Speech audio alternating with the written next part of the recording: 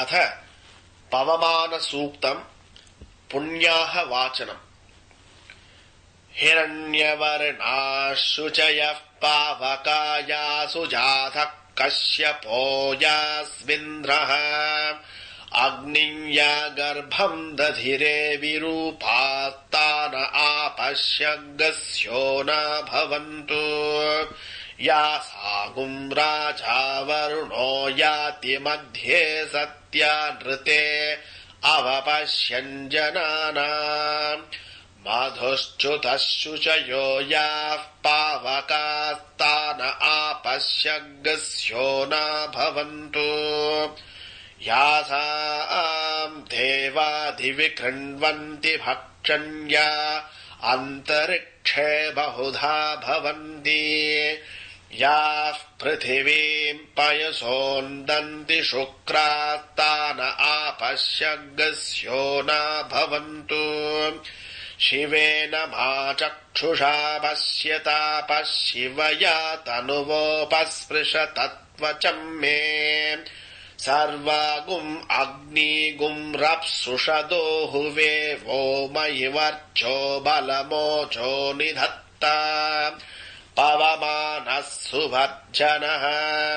पवित्रेण विचक्षणिः यः पोता स पुनातु माम् पुनन्तु मा देवजनाः पुनन्तु मनवो धिया पुनन्तु विश्व आयवः जातवेदः पवित्रवत् पवित्रेण पुनाहि माम् शुक्रेण देवदीध्यत् अग्ने क्रत्वा क्रतुगुम्रनो यत्ते पवित्रमर्चिषि अग्ने विततमन्तर ब्रह्मतेन पुनीमहे उभाभ्याम् देवसवितः पवित्रेण सवेन च इदम् ब्रह्म पुनीमहे वैश्वदेवी पुनती देव्यागात् यस्यै बह्वीस्तनुवो वीतपृष्ठाः तया मदन्तः सदमाध्येषु वयग्गस्यामपतयोरयीणाम् वैश्वानरो रश्मिभिर्मा पुनातो वातः प्राणेने शिरोमयो भूः ध्यावा पृथिवी पयसापयोभिः ऋतावरी यज्ञिये मा पुनीता बृहद्भिः सवितस्त्रिभिः वर्षिष्ठैर्देवमन्मभिः अग्ने दक्षैः पुनाहि माम् येन देवा अपुनत येनापो दिव्यङ्कषः तेन दिव्येन ब्रह्मणा इदम् ब्रह्म पुनीमहे यः पावमानीरध्येति ऋषिभिः सम्भृतगुम् रसम् सर्वगुम् सपूतमश्नाति स्वदितम् मातरिष्विन पावमानीर्यो अध्येति ऋषिभिः सम्भृतगुम् रसम् तस्मै सरस्वती दुहे क्षीरगुम् सर्पिर्मधूदकम्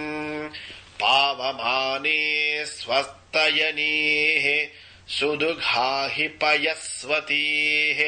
ऋषिभिः सम्भृतो रसः ब्राह्मणेष्वमृतगुम् हितम् पावमानेऽधिषन्तु नः इमम् लोकमथो अमुम् कामान् समर्थयन्तु नः देवे देवैः समाभृताः पावमाने स्वस्त्ययनीः सुदुघाहि घृतच्छुतः ऋषिभिः सम्भृतो रसः ब्राह्मणेष्वमृतगुम् हितम् येन देवाः पवित्रेण आत्मानम् पुनते सदा तेन सहस्रधारेण पाव पवमान्यः पुनन्तु माम् प्राजापत्यम् पवित्रम् शतोद्यामगुम् हिरण्मयम् तेन ब्रह्मविदो वयम् भूतम् ब्रह्म पुनीमहे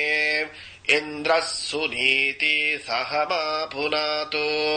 सोमस्त्वस्त्या वरुणः समीच्य यमो राजा प्रवृणाभिः पुनातु माम् जातवेदा मोर्जयन्त्या पुनातु भूर्भुवः सुवः तच्छंयोरावृणीमहे गातुम् यज्ञाय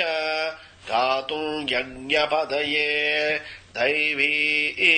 स्वस्तिरस्तु नः स्वस्तिर्मानुषेभ्यः ऊर्ध्वम् जिगातु भेषजम् शन्नो अस्तु द्विपदे चतुष्पदे ॐ शान्तिः शान्तिः शान्तिः।